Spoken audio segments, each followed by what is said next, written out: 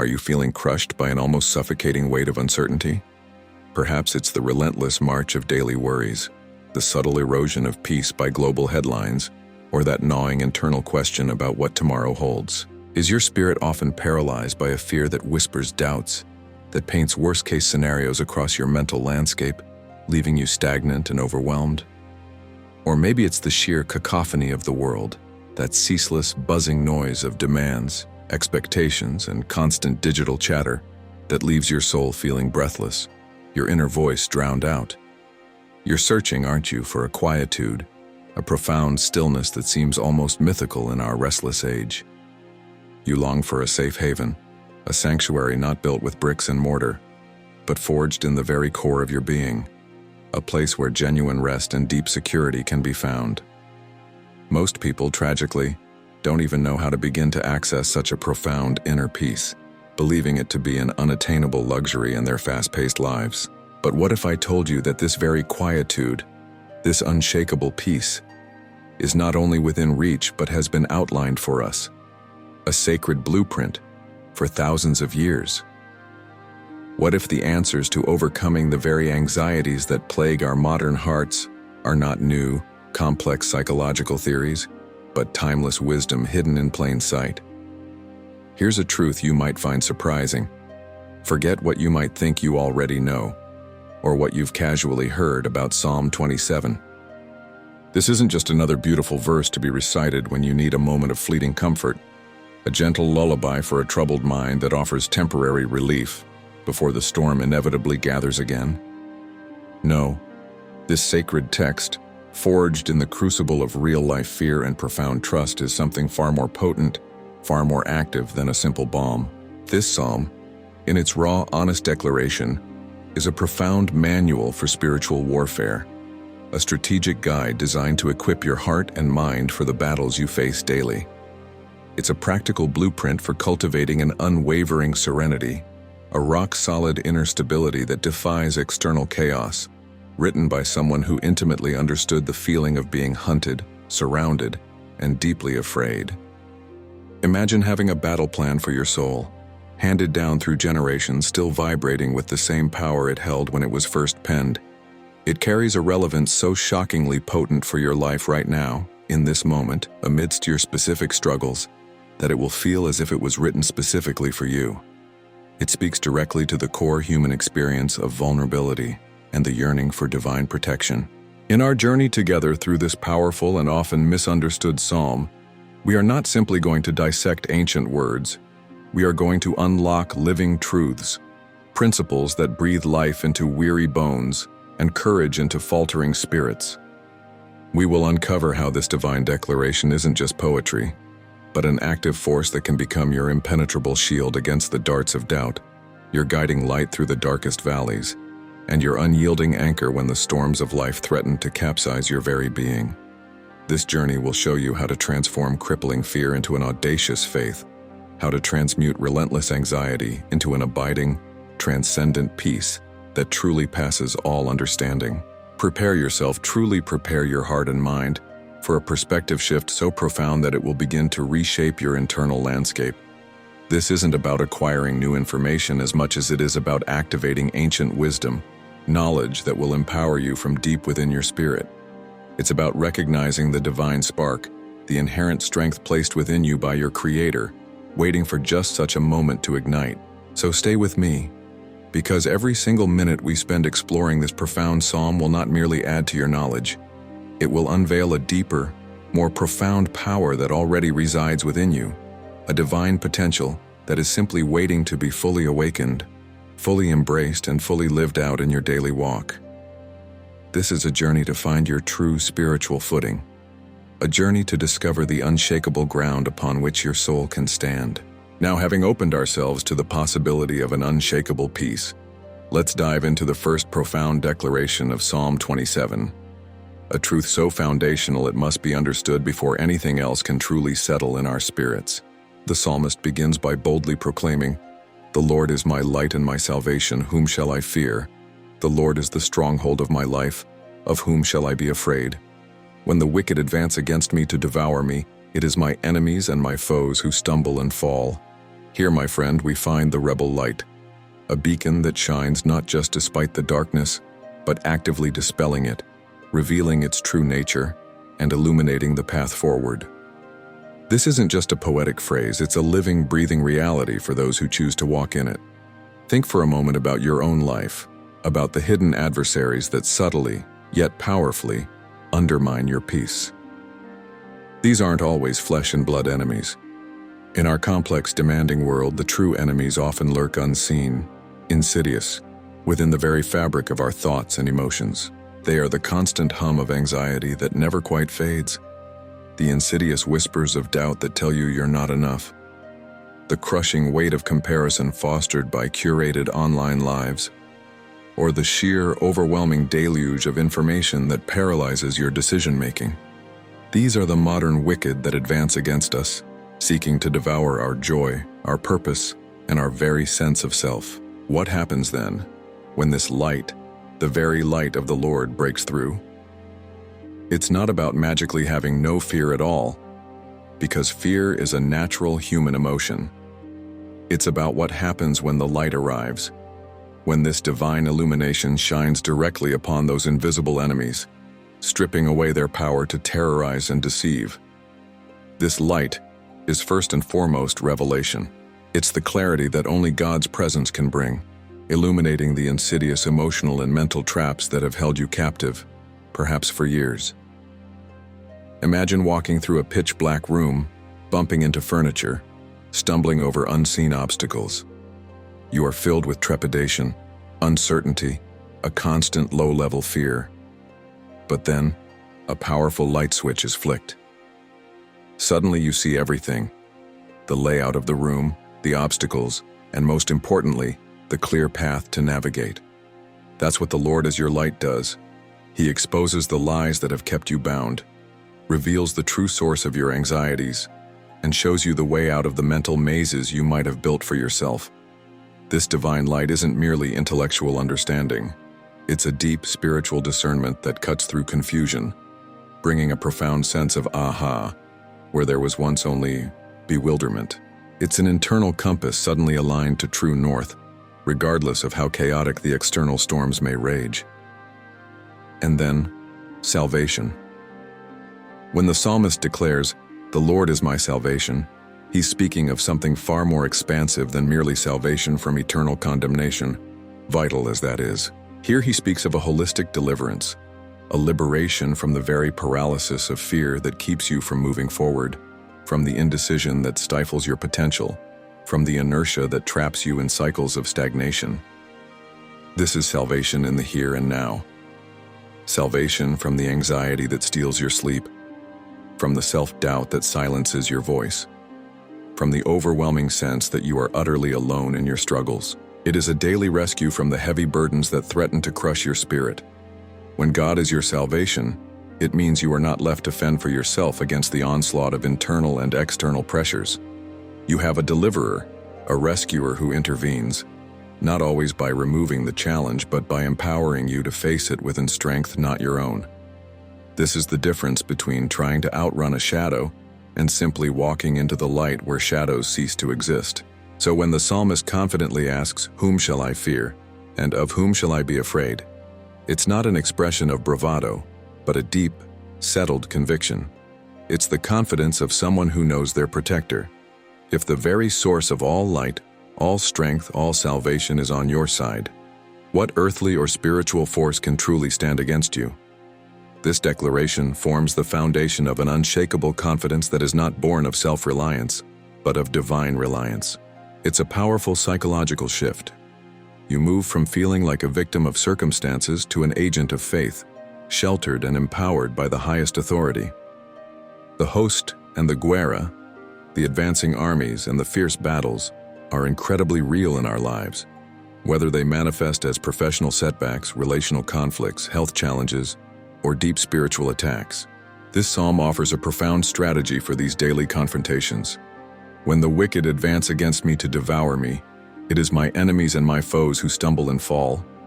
The promise isn't that they won't come, but that they will be the ones to falter. This is an active, strategic victory declared by divine decree. Consider this in the context of our modern age, an era saturated with information, much of it misleading or outright false. In this landscape, how do you discern truth from deception? How do you maintain clarity when fear-mongering and negativity spread like wildfire? The Lord, as your light, helps you to see through the fog, to identify the genuine from the artificial, to anchor yourself in immutable truth when everything else seems to shift. This divine illumination empowers you to sift through the noise, to discern motivations, and to maintain a steady course. It is your ultimate advantage in an increasingly complex world. This is not about burying your head in the sand. It is about standing firm on a bedrock of truth and light, knowing that whatever attempts to ensnare or devour you, it will be the adversary, not you, who ultimately stumbles and falls. This promise of victory, of divine intervention that causes your foes to trip and lose their ground, is an incredible assurance for your journey through life's inevitable battles. We have just explored how the Lord acts as our light, piercing through the unseen enemies of anxiety and doubt, and how His salvation offers a holistic liberation in the here and now. Now let's lean into one of the most profound and perhaps countercultural statements in all of Psalm 27, a verse that can radically reorient your entire life, especially in our current age of relentless distraction. The psalmist declares with almost astonishing intensity, "One thing I ask from the Lord, this only do I seek, that I may dwell in the house of the Lord all the days of my life, to gaze on the beauty of the Lord and to seek Him in His temple." Think about that for a moment. One thing. In a world that relentlessly screams for our attention, fragmenting our focus into 1,000 different directions, offering endless choices, and perpetuating the pervasive fear of missing out, this verse presents a radical strategy, the strategy of singularity. Isn't it true that we are constantly bombarded? Your phone buzzes, your inbox fills, social media feeds scroll endlessly, each demanding a piece of your precious mental real estate. We are told we must be everywhere, do everything, experience it all. This is the tyranny of many options, a constant pressure to pursue multiple paths simultaneously, leaving us feeling spread thin, exhausted, and rarely truly satisfied. We jump from one thing to the next, hoping that the next shiny object, the next achievement, the next fleeting pleasure will finally fill that deep spiritual void.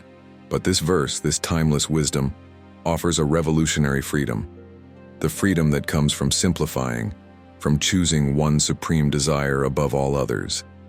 It's a call to a holy, almost sacred obsession, not with material gain or worldly recognition, but with something infinitely more fulfilling and eternally sustaining. It is the strategy of radical focus in a plural, scattered world. To gaze on the beauty of the Lord.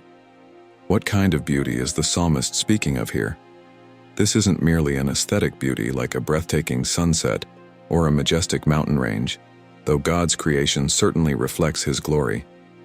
This is a far deeper contemplation, an active engagement with the very character of God. It is to behold His faithfulness that never wavers, His goodness that endures through every season of life, His justice that promises ultimate vindication, His boundless love that cradles us even in our imperfections. When we truly fix our gaze on these attributes, it becomes an anchor for our souls. How can we be swayed by every fleeting trend or discouraged by every minor setback when our eyes are fixed on such an immutable, magnificent reality? This singular focus on God's character is not a passive act. It is an immersive experience that recalibrates our internal compass, aligning our values, our desires, and our very purpose with His divine will. It's in this focused contemplation that we find our true north, our unshakable center, in a world that constantly tries to pull us off course. And then there's the longing, that I may dwell in the house of the Lord, and to seek Him in His temple. For many, the house of the Lord might conjure images of a physical building, a specific place of worship.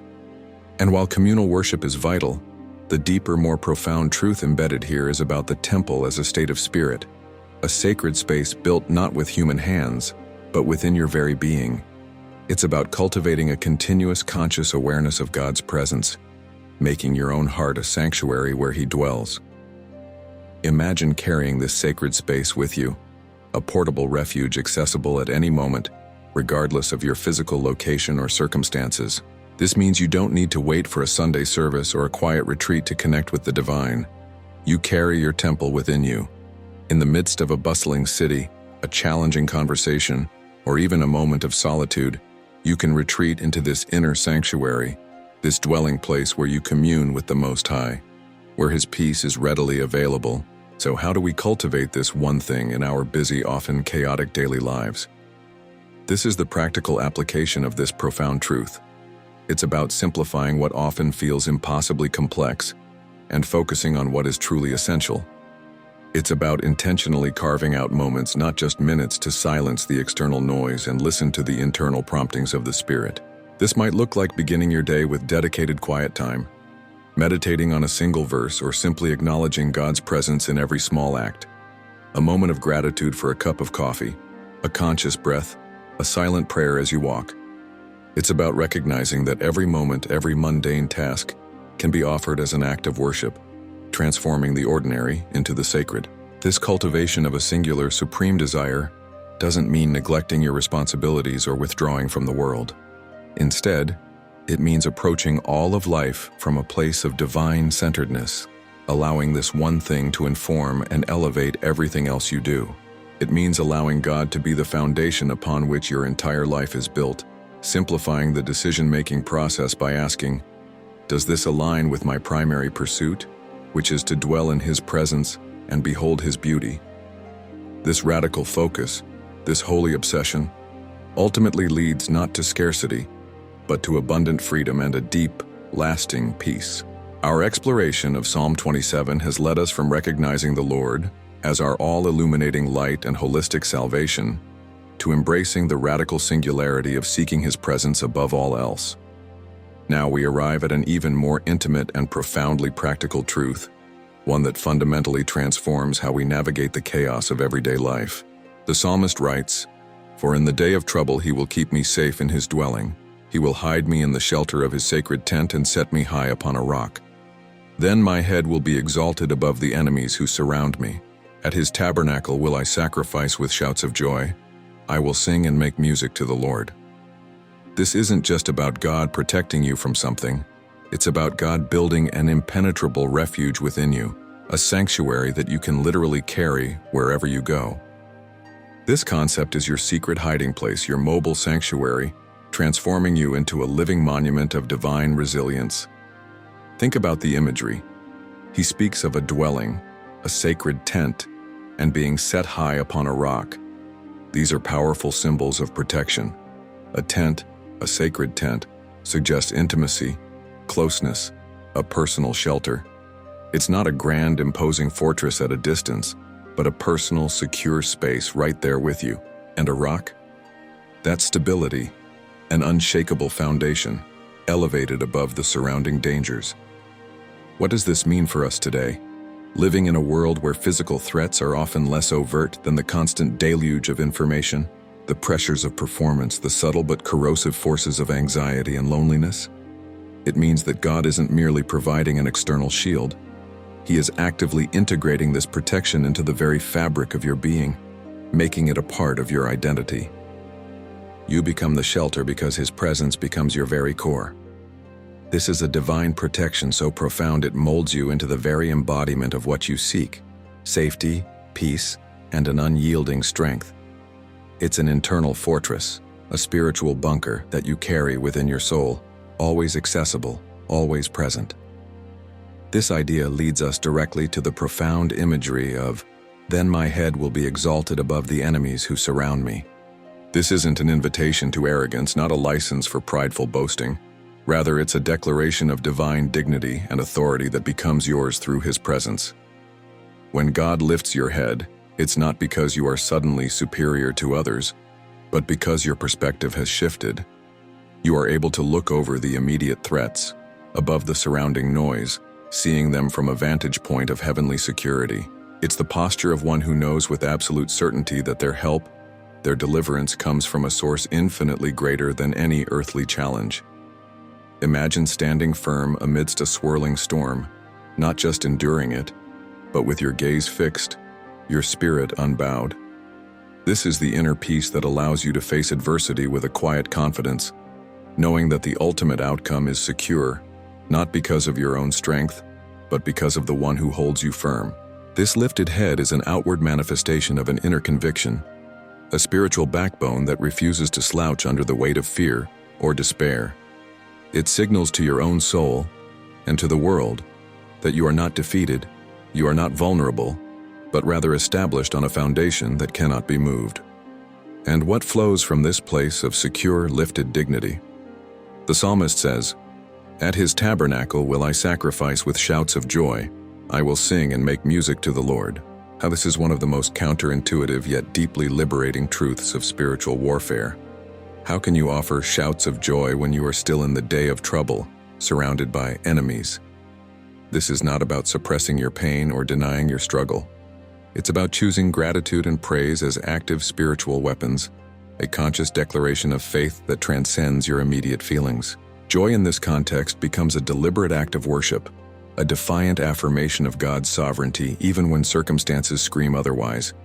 It's a powerful acknowledgement that despite the storm, God is still good, still present, still in control. This act of sacrificing with shouts of joy is a profound paradox. It means that your praise isn't contingent on your circumstances. It's a choice, a powerful, faith-filled choice, to proclaim God's victory even before you see it fully manifested. This active choice to sing and make music to the Lord, even in the midst of adversity, transforms the very nature of your struggle. It turns a moment of potential defeat into an altar of worship, changing the atmosphere around you and within you. This is how gratitude becomes your mightiest weapon, transforming moments of lament into declarations of victory. Now let's bring this home to your everyday life. This mobile sanctuary, this internal fortress, is what enables you to find peace in situations that typically drain your energy and steal your calm. Think about being stuck in traffic, a common modern crucible of impatience and frustration. Instead of succumbing to road rage, can you access that inner sanctuary, acknowledging God's presence and choosing a moment of peace, even if the cars aren't moving, or standing in a long, seemingly endless line at the bank or grocery store, instead of irritation mounting? Can you mentally retreat into that sacred tent within you, using the moment for quiet reflection or a silent prayer of gratitude? What about those difficult family conversations, where emotions run high and misunderstandings can quickly escalate? The internal sanctuary means you can remain grounded, centered, and peaceful, even when external circumstances are anything but. You can respond from a place of divine calm, rather than reacting from a place of frustration or hurt. This is the practical, daily manifestation of carrying God's dwelling within you. Your peace becomes less dependent on the external environment and more rooted in an internal, unshakable connection. You carry your fortress, your high rock, your sacred tent, your very God-given dignity wherever your feet may take you. We have journeyed through the illuminating presence of the Lord, experienced the power of singular focus, and discovered the profound reality of carrying God's mobile sanctuary within us. Now, we come to a pivotal point in Psalm 27, a truth that addresses one of humanity's deepest struggles, the nature of waiting. The psalmist in verses 13 and 14 states, "I remain confident of this. I will see the goodness of the Lord in the land of the living." Wait for the Lord. Be strong and take heart and wait for the Lord. This is not an instruction for passive idleness, a resigned sigh in the face of delay. No, this is about active waiting, a strategic and confident posture that transforms the very act of patience into a powerful declaration of faith. It challenges the modern misconception that God's goodness is reserved only for some distant, ethereal heaven.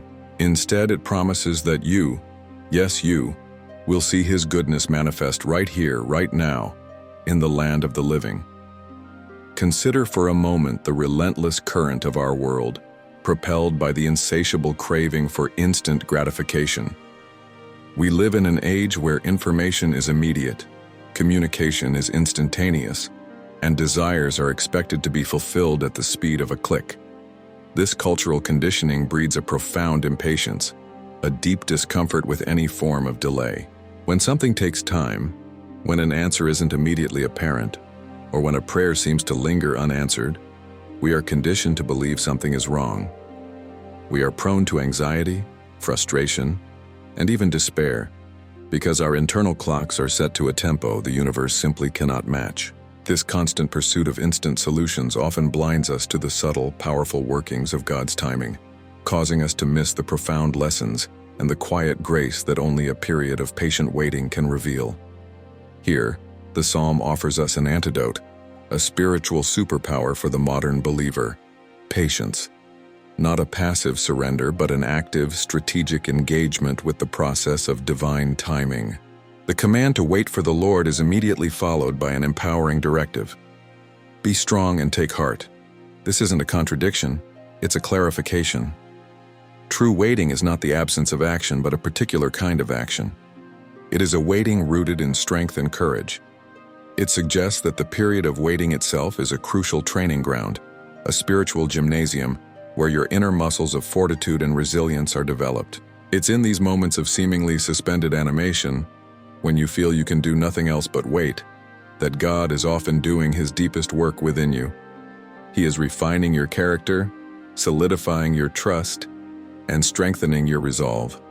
Think of it as a time of spiritual conditioning, where every moment of patient endurance is building a deeper capacity within you to receive and sustain the blessings that are surely coming. This is the period where faith moves beyond intellectual assent and becomes a lived reality, tested and proven in the crucible of delay. The strength and courage you gain during this active waiting are not just for the destination. They are vital for the journey itself, making you more robust, more capable, and ultimately, more prepared for what lies ahead. And then comes the glorious promise, the anchor for this active waiting. I will see the goodness of the Lord in the land of the living. This isn't a hope for some distant heavenly reward. It's a defiant declaration that God's goodness is not reserved for the afterlife, but is to be experienced right here, right now, in the midst of your daily life, with all its imperfections and challenges. Where do we find this goodness? It's in the quiet miracles that often go unnoticed, a sudden, unexpected provision, a word of encouragement precisely when you needed it most, a moment of clarity in the midst of confusion, the surprising resilience you discover within yourself when you thought you had none left, the unexpected peace that descends on your heart even when circumstances remain tumultuous. It's in the subtle live streams, the gentle nudges, the doors that unexpectedly open or close, all orchestrated by a loving hand. It is the peace that truly exceeds all understanding, enveloping you even in the eye of the storm. This requires a shift in perspective, a conscious decision to look for God's fingerprints in the mundane, to acknowledge the small victories, to celebrate the quiet mercies that punctuate our existence.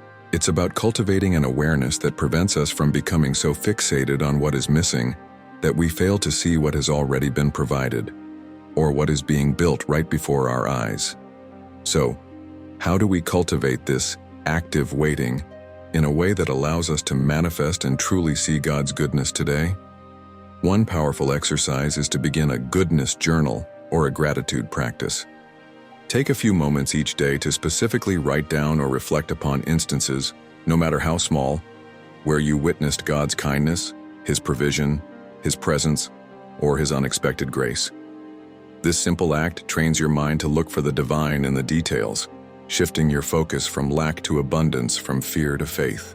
Another practice is conscious observation, intentionally pausing throughout your day, even for a minute, to simply be present and observe the world around you, allowing moments of quiet reflection to emerge. It could be the beauty of nature, the sound of laughter, a kind gesture, or simply the steady rhythm of your own breath. These are invitations to connect with the present moment, where God's goodness is often most readily found. Finally, embrace positive anticipation.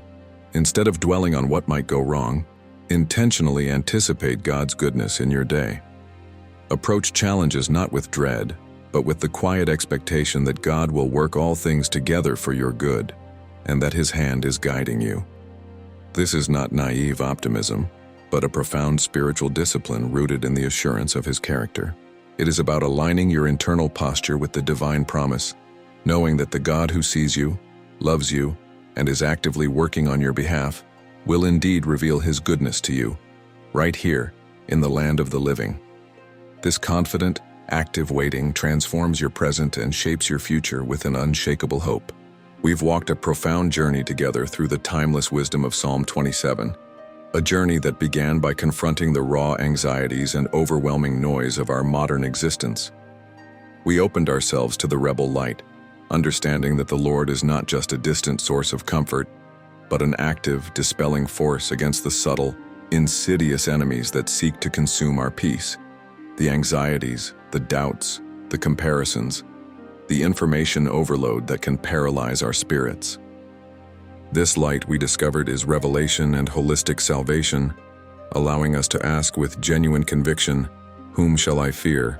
For our true adversaries stumble and fall in its presence.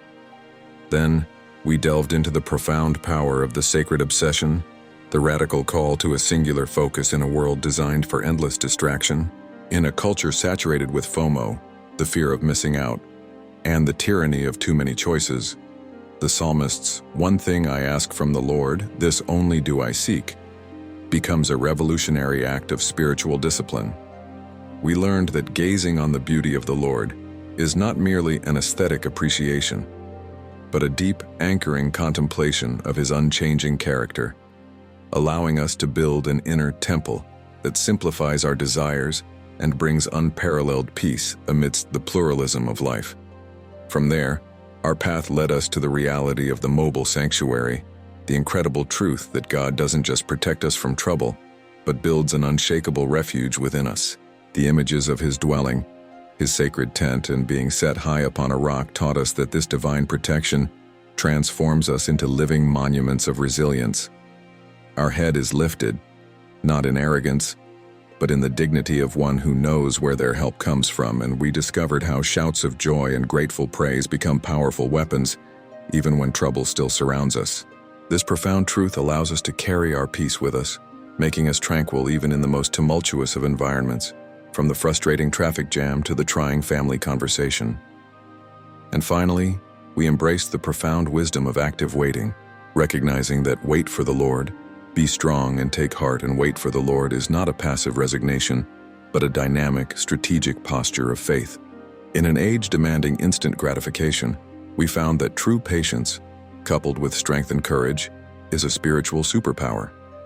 It transforms periods of delay into vital training grounds, allowing us to anticipate and, more importantly, to see the goodness of the Lord manifest not just in some distant future, but right here, right now, in the very land of the living, in the midst of our everyday experiences. It's about consciously seeking and finding God's fingerprints in the mundane, in the small mercies, in the unexpected moments of grace that punctuate our journey. Now, my friend, we stand at a crucial juncture.